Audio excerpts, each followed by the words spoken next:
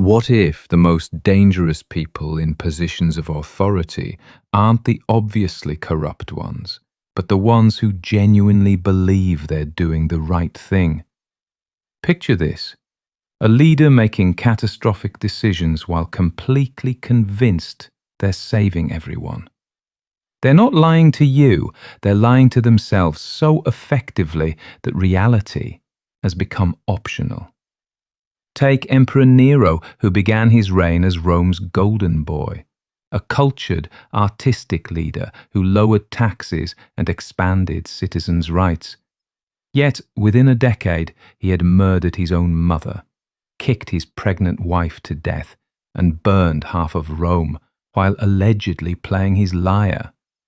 Ancient historians describe a man so convinced of his own divine genius that he saw critics as enemies of art itself and opposition as treason against the gods.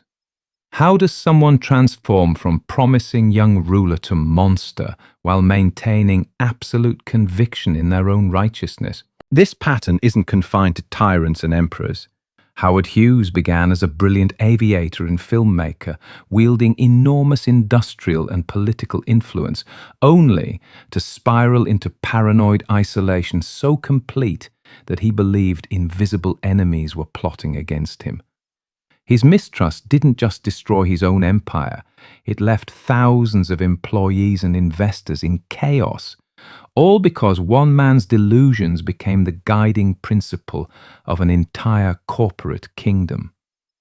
This isn't just about isolated cases of megalomania. Research by social psychologist Cameron Anderson shows that people in power systematically overestimate their own knowledge and abilities while becoming blind to their limitations. But 5 centuries ago, an Italian diplomat observed this deadly pattern with such precision it feels prophetic. Niccolò Machiavelli wasn't just a political theorist, he was a battlefield observer of Renaissance power struggles. When he wrote The Prince in 1513, he wasn't crafting an instruction manual for tyrants, but documenting the psychological metamorphosis that transforms capable leaders into dangerous autocrats.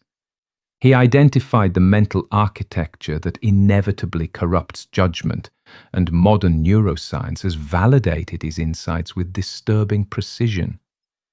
When Machiavelli observed that everyone sees what you appear to be, few experience what you really are, he was mapping a fundamental psychological trap. Power creates an asymmetric relationship with truth. The higher you climb, the more people see only your curated public image, while fewer witness your private struggles, doubts, and failures. This isn't mere image management, it's the beginning of a dangerous psychological transformation. The mechanism operates through what we now understand as social proof distortion.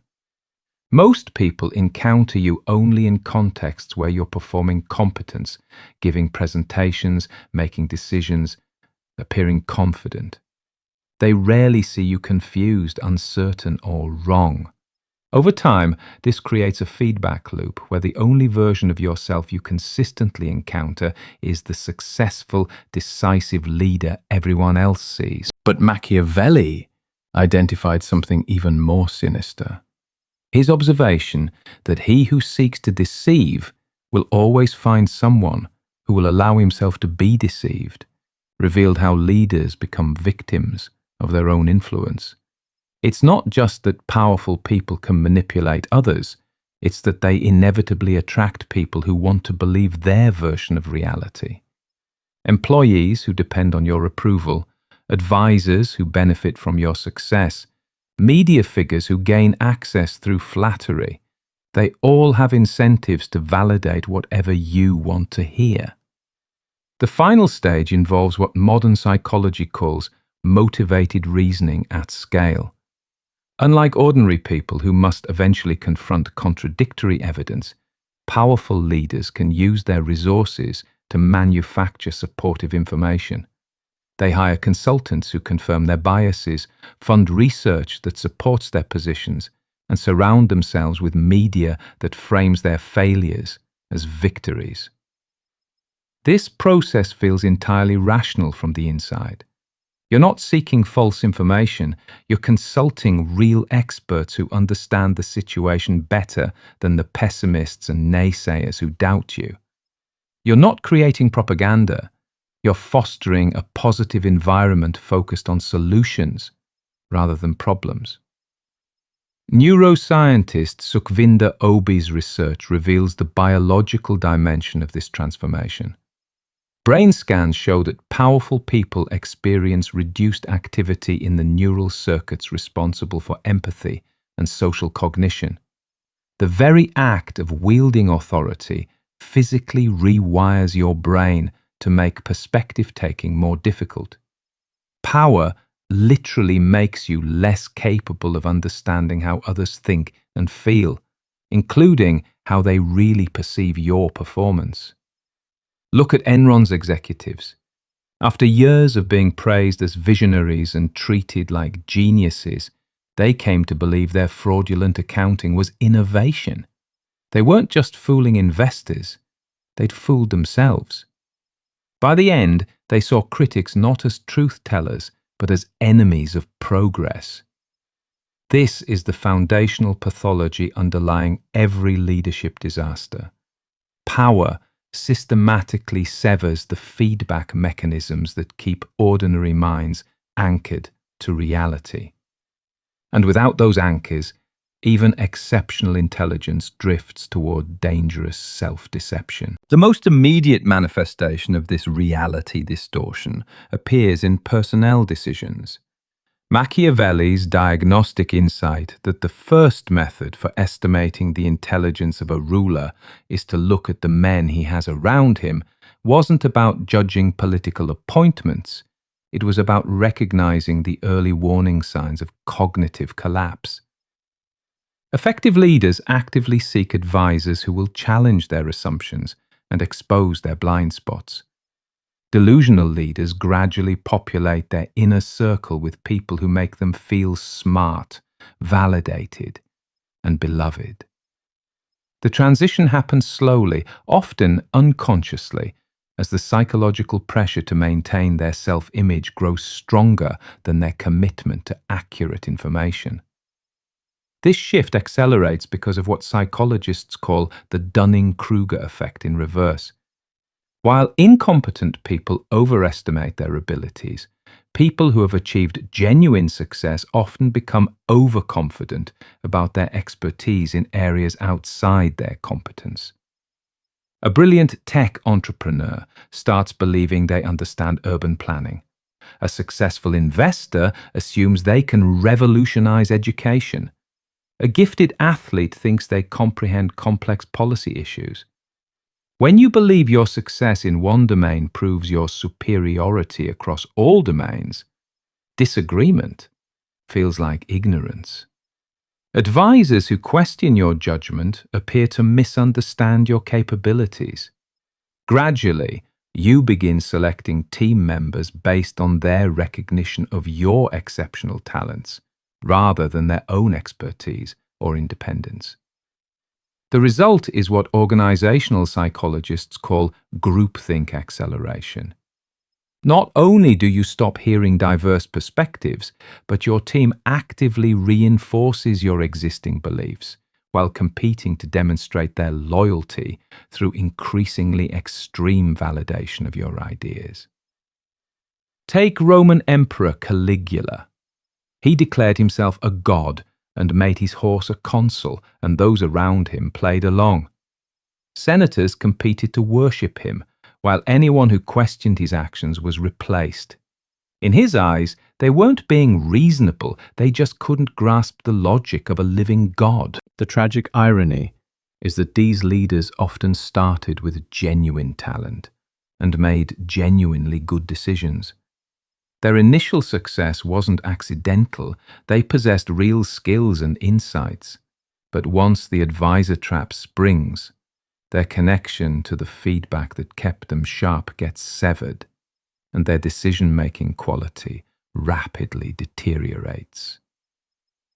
The second major manifestation emerges from what Machiavelli called the love-fear paradox.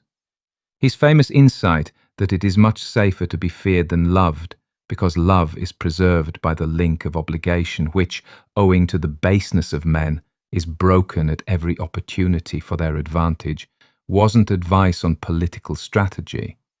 It was a warning about the psychological trap of needing to be liked while wielding authority. The mechanism operates through what social psychologists call moral licensing. When people do something they consider virtuous, they feel psychologically permitted to behave less ethically later. But for powerful leaders, this effect amplifies because they have more opportunities to act on these feelings and fewer people willing to challenge their moral reasoning.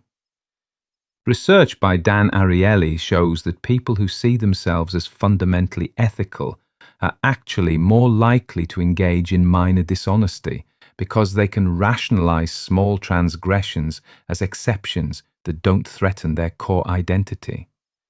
For leaders whose entire authority rests on being perceived as morally superior, this rationalization process becomes sophisticated and dangerous. The trap manifests in stages. First, you make decisions based on how they'll appear rather than their actual consequences.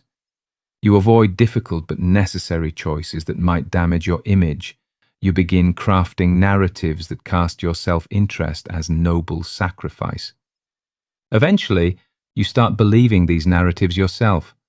Then, when critics emerge, they threaten not just your position but your entire identity. If you're convinced that you're fundamentally good and your critics are questioning your goodness, they must be fundamentally bad. This transforms normal disagreement into moral warfare, where opposition becomes evil that must be defeated rather than perspective that might contain truth. Look at how this played out with Lance Armstrong. His entire identity was built around being an inspirational cancer survivor who dominated cycling through pure determination. When that image was threatened by doping allegations, he didn't just lie. He systematically destroyed the careers and lives of people who tried to tell the truth. In his mind, he wasn't protecting his own interests. He was protecting his ability to inspire cancer patients around the world. The psychological trap here is that moral identity becomes so central to self-concept that preserving the appearance of virtue justifies increasingly unvirtuous behavior. You cover up mistakes to protect your ability to do good. You silence critics to prevent them from undermining your noble work. You attack opponents to defend the higher principles they're allegedly threatening. This creates what researchers call ethical fading, a process where moral considerations gradually disappear from decision-making as leaders become focused on maintaining their ethical reputation rather than engaging in ethical behavior. A third manifestation appears in how leaders interpret their relationship with chance and circumstance. Machiavelli wrote that fortune is the arbiter of one half of our actions, but she still leaves us to direct the other half. This wasn't philosophical musing, it was a psychological warning about how successful leaders often lose this crucial balance in catastrophic ways. The psychology here involves what Daniel Kahneman calls the illusion of control, the tendency to overestimate your ability to influence outcomes that are largely determined by factors beyond your control. For most people, this bias is limited by frequent encounters with failure and randomness, but successful leaders have fewer such encounters, which allows the illusion to grow unchecked. When most of your decisions appear to work out well, you begin attributing success to your superior judgment rather than favorable circumstances. When things go badly, you blame external interference rather than poor choices.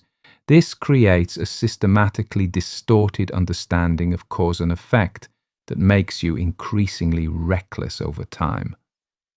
The trap deepens because confidence attracts resources and followers, which can make even questionable strategies temporarily successful.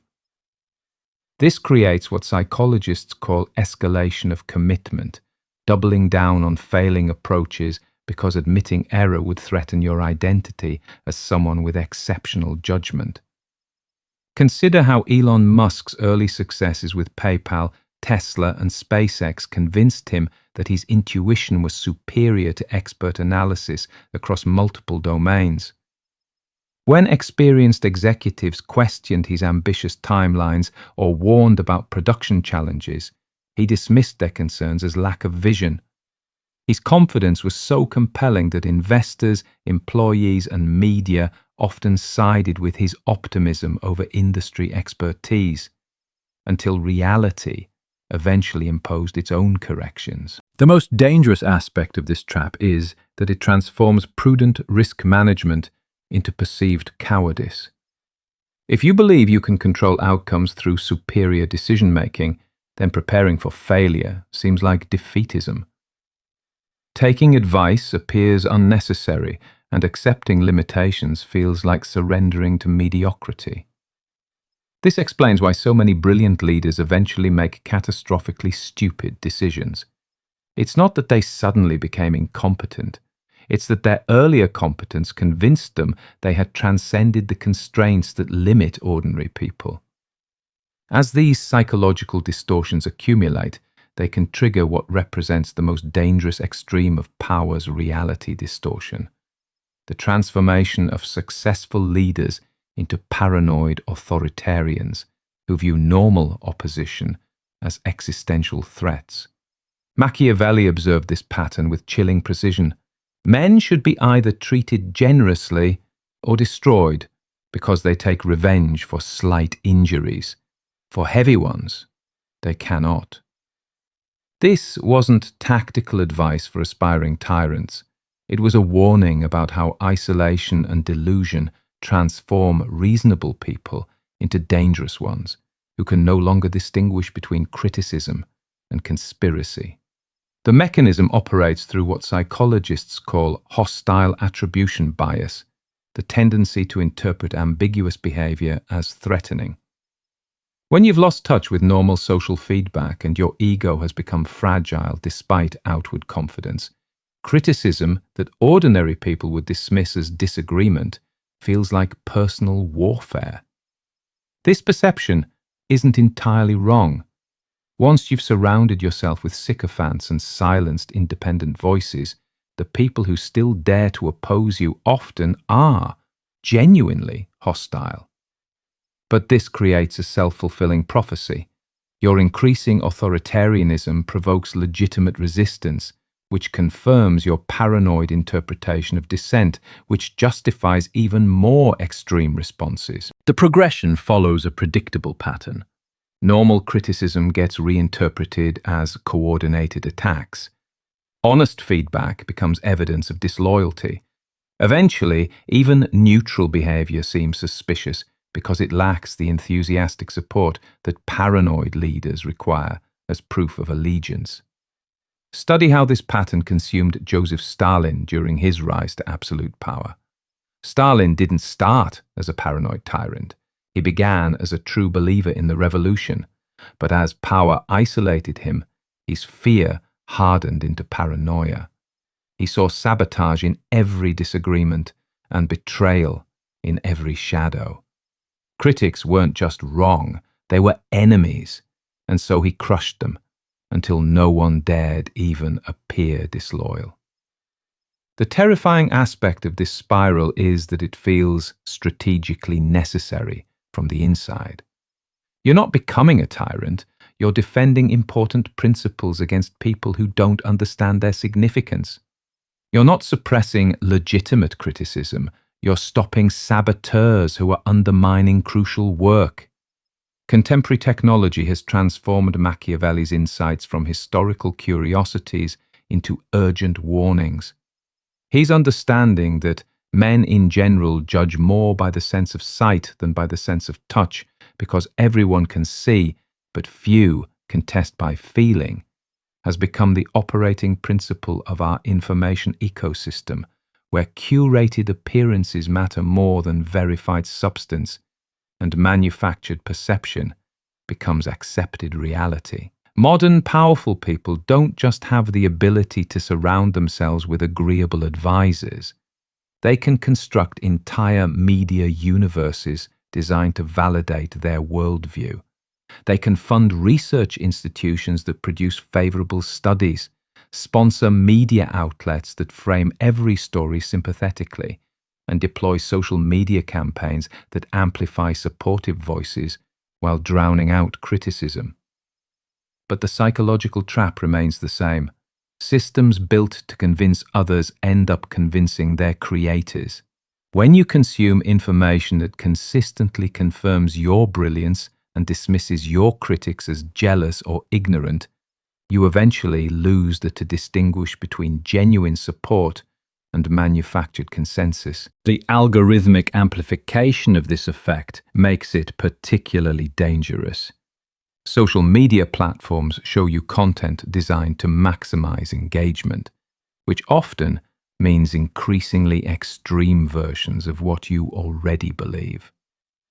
For ordinary users, this creates political polarization. For powerful people who can afford to customize their information diet, it can create complete detachment from reality. Consider how many tech leaders have convinced themselves that they're saving humanity while building systems that exploit psychological vulnerabilities for profit. They consume content that frames their work as visionary innovation while filtering out information about its harmful effects. They attend conferences where they're celebrated as thought leaders while avoiding forums where they might encounter serious criticism. The result is a class of leaders who are simultaneously more informed and more deluded than any in history. They have access to more data than ever before, but that data is increasingly curated to support whatever they want to believe. Understanding this psychological trap raises a fundamental question. If power inevitably corrupts perception, how do we create systems that keep leaders grounded in reality? The answer requires acknowledging a brutal paradox. The very mechanisms that make reality checking necessary also make leaders increasingly resistant to it. The most effective historical examples involved leaders who institutionalized dissent before they lost the capacity to tolerate it. Abraham Lincoln's team of rivals cabinet wasn't just political theatre. It was a deliberate attempt to preserve access to uncomfortable truths by surrounding himself with people who had publicly opposed him and retained independent power bases. Franklin D. Roosevelt employed a similar strategy through what historians call competitive chaos. He deliberately created overlapping responsibilities and encouraged his advisors to disagree with each other, ensuring that multiple perspectives always reached his attention. He understood that harmony in leadership often signals the death of critical thinking. Modern examples include Ray Dalio's Bridgewater Principles, which institutionalize what he calls radical transparency, a system where anyone can challenge anyone, regardless of hierarchy, and where being wrong is treated as a learning opportunity rather than a source of shame. But these systems only function when leaders genuinely reward honesty and punish flattery, rather than the reverse. The challenge is that implementing these safeguards requires leaders to voluntarily accept regular psychological discomfort in exchange for better decision-making. They must choose temporary ego bruising over long-term institutional health. This is an unnatural choice that goes against the basic psychological rewards that make power attractive in the first place. Organizations that successfully preserve reality contact typically embed these mechanisms into their structure rather than relying on individual virtue. They create formal processes for dissent, anonymous feedback systems, and regular red team exercises designed to identify blind spots. They reward people for raising uncomfortable questions and rotate advisors to prevent the formation of insular cliques. But even these institutional safeguards require constant vigilance, because the psychological pressure to subvert them never disappears. The moment leaders start punishing honesty or rewarding sycophancy, the entire system begins deteriorating back toward comfortable delusion. 5 centuries after Machiavelli documented the psychology of power, his insights have become more relevant, not less. We live in an era where the tools for self-deception have never been more sophisticated, where the resources available to powerful people for constructing alternate realities have never been greater, and where the consequences of leadership delusion have never been more far-reaching. The fundamental lesson isn't that powerful people are evil. It's that power itself is psychologically corrupting in predictable, systematic ways.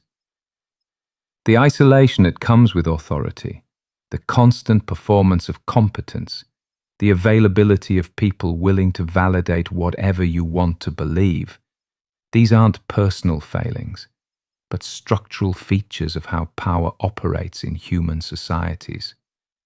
This understanding carries profound implications for how we think about leadership, institutional design, and our own relationship with authority. Every person who achieves significant influence faces the same psychological pressures that transformed brilliant strategists into delusional autocrats, visionary entrepreneurs into fraud perpetrators, and idealistic reformers into paranoid tyrants. The solution isn't to avoid power or romanticize powerlessness. Effective leadership remains essential for addressing complex collective challenges. Instead, we need to approach power with the same kind of systematic caution we bring to other dangerous but necessary activities. We don't avoid flying because planes can crash. We invest heavily in safety systems, training protocols, and regulatory oversight that minimize the risks. Similarly, we need to treat leadership as an inherently hazardous activity that requires constant safeguards. This means building institutions that preserve reality contact even when leaders don't want it. It means creating cultures that reward intellectual humility and punish arrogant certainty. It means developing technologies and practices that make self-deception more difficult and honest feedback more accessible. But perhaps most importantly, it means recognizing that the responsibility for preventing leadership delusion doesn't rest solely with leaders themselves. Everyone who interacts with powerful people, employees, advisors, journalists, citizens, plays a role in either enabling their self-deception or helping them stay grounded. The next time you encounter a leader making decisions that seem disconnected from reality, remember Machiavelli's warnings. They may not be corrupt or stupid. They might be intelligent people caught in psychological traps that are as predictable as they are dangerous. And that recognition should motivate us not just to judge them, but to build better systems that make such traps less likely to claim future leaders. The price of good leadership, like the price of freedom itself, is eternal vigilance, not just against external threats, but against the internal psychological forces that transform protectors into predators and servants into masters. Understanding what Machiavelli saw 5 centuries ago may be our best hope for building institutions worthy of the power we invest in them.